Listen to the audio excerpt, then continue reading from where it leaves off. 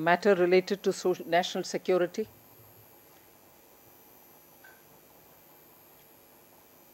A matter in which the Congress has only been playing hide and seek. A matter in which the Congress, using all its powers, did not even care for the national security establishment of this country, which has been built over the decades. And a matter in which the Congress was happy to play with our enemies.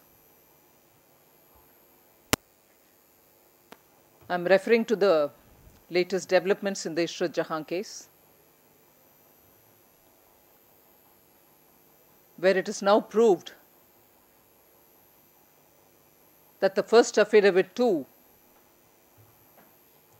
was indeed signed by the then Home Minister, Mr. P. Chidambaram. We've all this while been told with different narratives that it was ambiguous, the wordings were ambiguous, it was signed without, it was approved without my signing in it. Whether there was my signature or not, it just went. We've heard all kinds of versions. But today, the media has proved that indeed the first affidavit was signed by the then Home Minister. And what did the first affidavit say? The first affidavit admitted, based on all the intelligence input which has been received, that indeed Ishrat Jahan was an LET operative and that there was a terror plot to eliminate the then Chief Minister of Gujarat, Shri Narendra Modi. So that was the first affidavit. The sum and substance of all that was said in the first affidavit was this. There were just two critical points for our concern. That LET operative, she was indeed, based on all the inputs that the government has in its wherewithal. And that there was a terror plot to eliminate the then Chief Minister of Gujarat.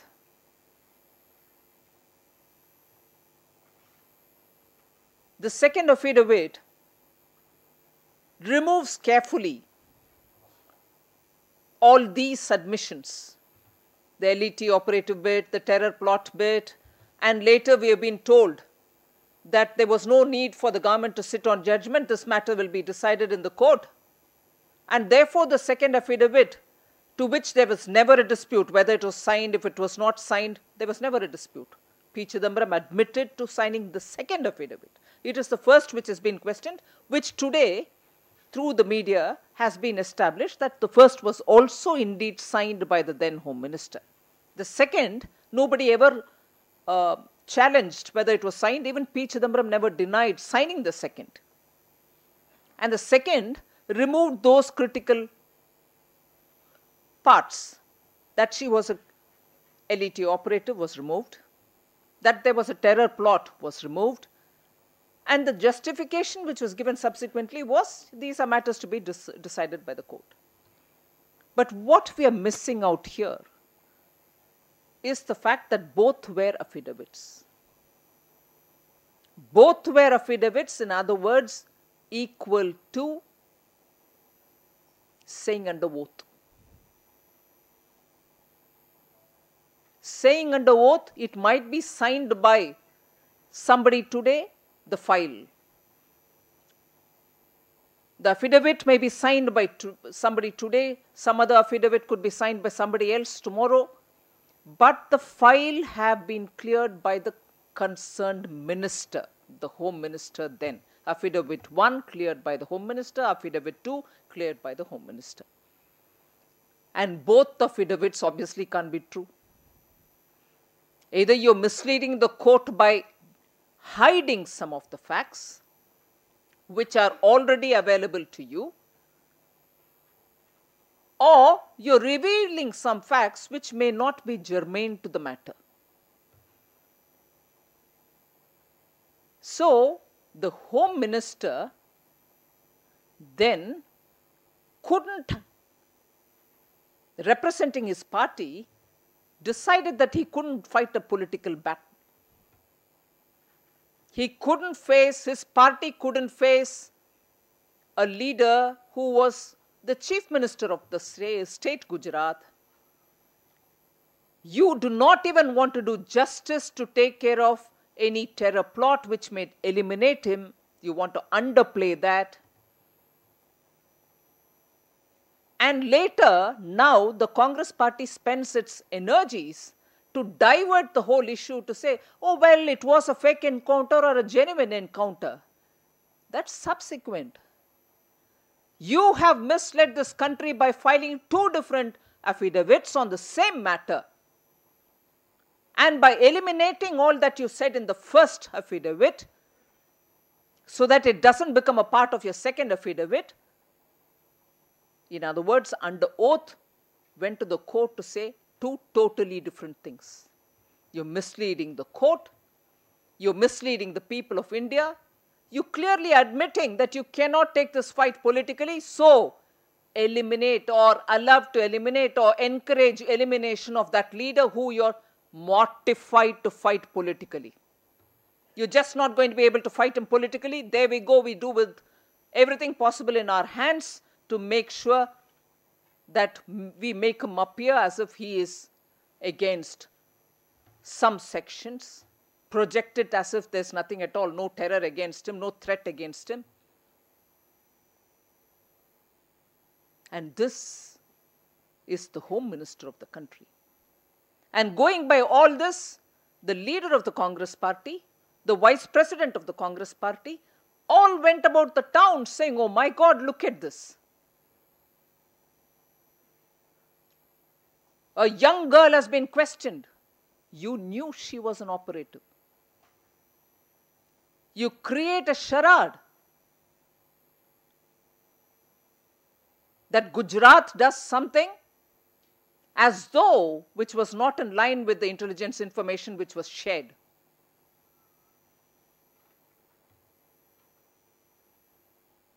And the kind of narrative the Congress party built around this false affidavit that has been filed. The entire Congress party is party to this. Today they cannot just say, we do not know, maybe Home Minister will reply through an email to you if necessary, saying he is going to look into this matter. Sorry, all this doesn't add up. It cannot be confined to Home Minister. Srimati Sonia Gandhi actively worked on this theory, and that is why she went around the whole town saying an encounter has happened as though there was no intelligence information stating that there was a terror plot. The Home Minister worked together with the Congress party in this, and therefore today they cannot just isolate it to the then Home Minister and say he will answer it. The entire Congress party tried to benefit out of this because they couldn't politically handle this. They couldn't politically fight against a man who was seen as a potential Prime Minister, which is what he is today. And therefore, on the count of misleading the court, on the count of misleading the people, the entire Congress party and its president in particular, for having gone around the town, the vice president in particular, should take the entire responsibility. That their Home Minister did all this because as a party it didn't find itself strong enough to take a political battle. They wanted to quietly watch the terror plot bloom to eliminate a political opponent. And together with this, the fallout, a very serious fallout, is the way in which this country's intelligence and counterintelligence network have been weakened. What worries me is these are the people who had the mandate to rule this country. They have weakened the entire security framework, the apparatus, and as a result, raised very serious question in our mind as to what contribution have they done to this country's governance. Haven't they weakened systems which have been built over the years? What gives them the authority to play one against the other, IB against CBI, CBI against IB, and undermine all the institutions? The disclosures of the then Home Secretary, the disclosures subsequently of various different people who were implicated falsely, officers who have been charged, who have then retired, have all now been vindicated. That it was entirely the Home Minister, the Congress President, who have worked together in this matter. The Congress Party's President has everything to answer. It is not Mr. P. Chidambaram anymore. It is P. Chidambaram who worked as a tool to help the Congress Party in very clearly taking a fight which was not up to them, in undermining security apparatus of this country. It's a frightening thought that these are the people to whom the public had given the mandate to rule this country. They have undermined the institutions of this country, particularly those which are security related, and played to the happiness of our enemies. That's all I have to say today. Thank you. No, but Congress still seems to be on the same line. Congress is still calling it a plant of the Prime Minister and the BJP. Congress says that this document is nothing more than a plant of the BJP. There is nothing factual about it. That is what they're saying. And they have been, and the documents have been got by the ITI. So they are genuine documents. But the Congress Party seems to be like in a complete denial mode, and they say that it's a plan by the BJP and the government. What, the signature of Home Minister is a plan by the BJP? Some they say that the whole document is a plan by the BJP. No, that is why I'm asking. Is that the Home Ministry's file under their governance is a plot of the BJP? Were they not governing the country then in 2009? What are they talking about?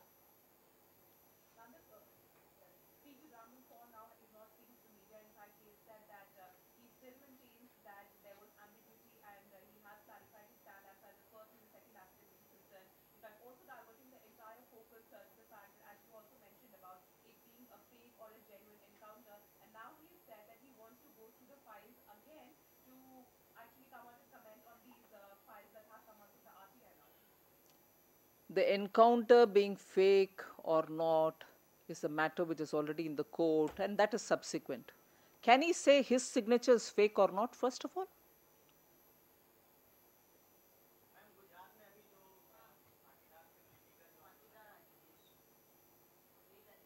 So there's nothing more on Ishrat Jahan and this national security apparatus. Interest has gone over to other things about Gujarat.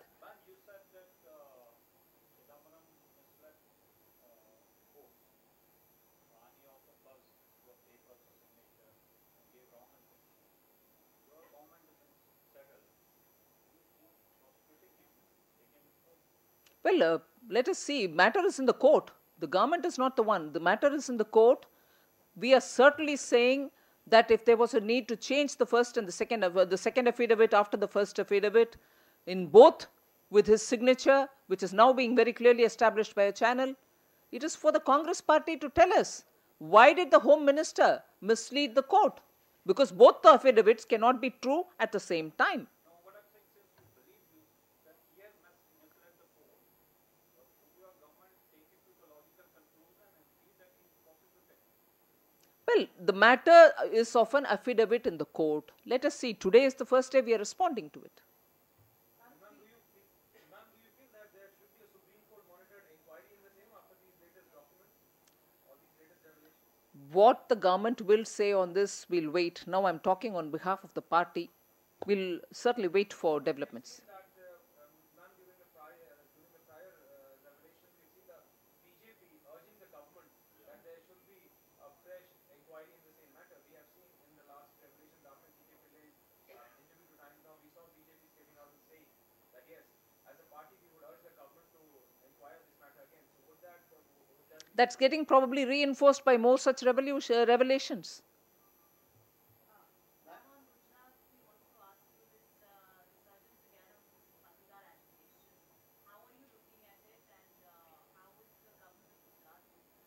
Well, the government of Gujarat has made it very plain that they are willing to engage in the name of peace and good governance of the state. The government of Gujarat has repeatedly said that they are willing to engage with any group in this matter and called for restoration of peace.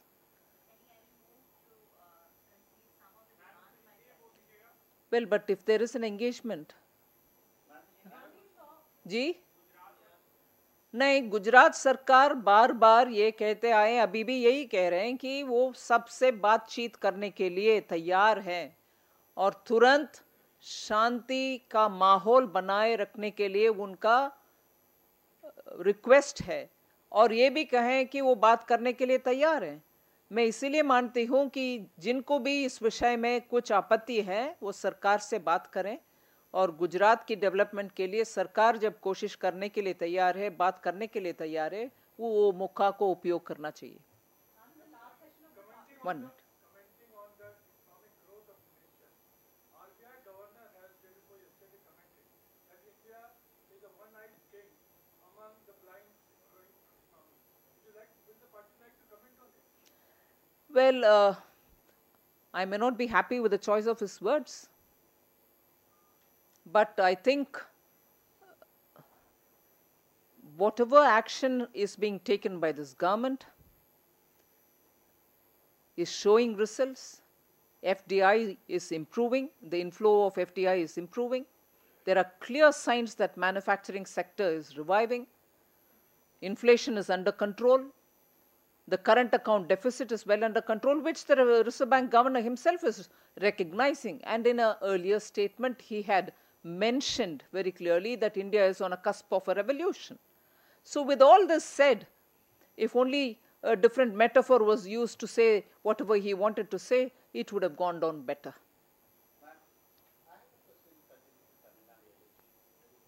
Now, the elections are around the corner and every political party is in a high peak on campaigning. How do you see BJP's campaign in Tamil Nadu? What kind of prospects the BJP has in Tamil Nadu? Well, BJP is very intensely campaigning, and I think it's very clear that it shall make a difference in the elections. The choice of candidates have also been very good. We hope for a good result. And in the last session of the Parliament also we saw BJP raising the entire Ishrat Jahan issue with three bureaucrats coming out and really haunting the former Home Minister.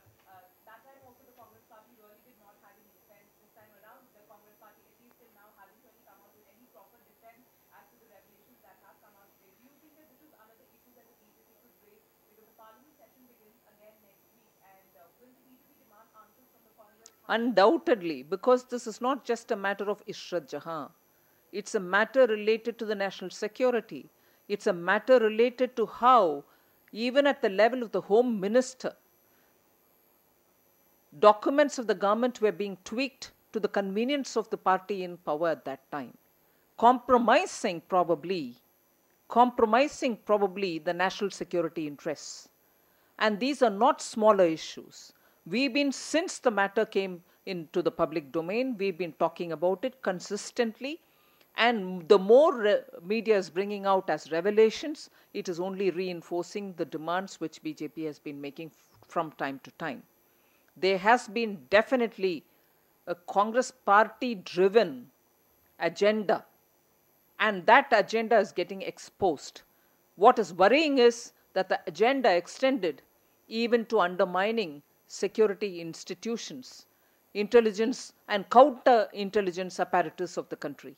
And that's where it takes a very serious dimension for which the Congress party cannot push it saying it was one particular case, let's talk whether it was fake or not so fake. The signature is fake or not. Or are you telling me that it is your signature? Let them own it up. Well, I think given the priority, given the importance of the issue, Congress party cannot be let off the hook. A few weeks before, Honorable Union Minister Piyush Goyal and Prakash Javadekar accused the Tamil Nadu Chief Minister that Tamil Nadu scheme is not easily accessible. So what's your view on this? I've said this earlier when I asked for appointment and when I had to meet her, I've had the opportunity given. In fact, I met her in Delhi also. So I've not had that problem.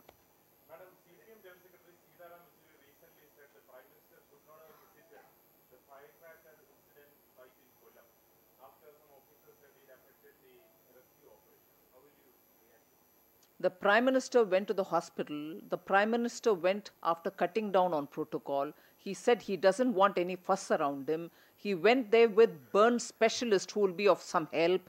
He took such people who can be of help for the people of Kerala. And that the Chief Minister of Kerala himself said if he's coming to share with us at a moment of grief, he's quite welcome. So where is Mr. Sitaram Yechury's grief? It's only because the Prime Minister responded in time, which the Communist Party doesn't like.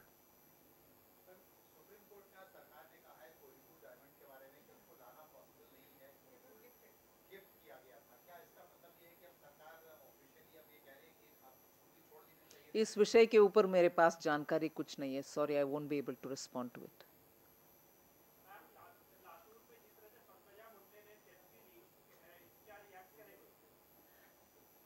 Bharatiya Janata party के सरकार महाराष्ट्र में भी और केंद्र सरकार से भी तुरंत सुरेश प्रभु जी रेलवे मंत्री भी तुरंत लातूर को पानी पहुंचाने के लिए रेल में गाड़ी भेज रहे हैं. पानी के रेल चल रही है. ये सब जनता तक पहुंच रही है. उसके ऊपर हम दृष्टि नज़र लगाएं और उसके ऊपर चिंता जताएं और सरकार और कुछ अच्छा करना है तो वो करने के बात करें. सेल्फी के विषय छोड़ दें.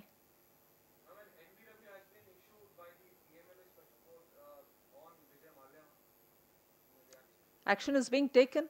That's what it proves. Thank you.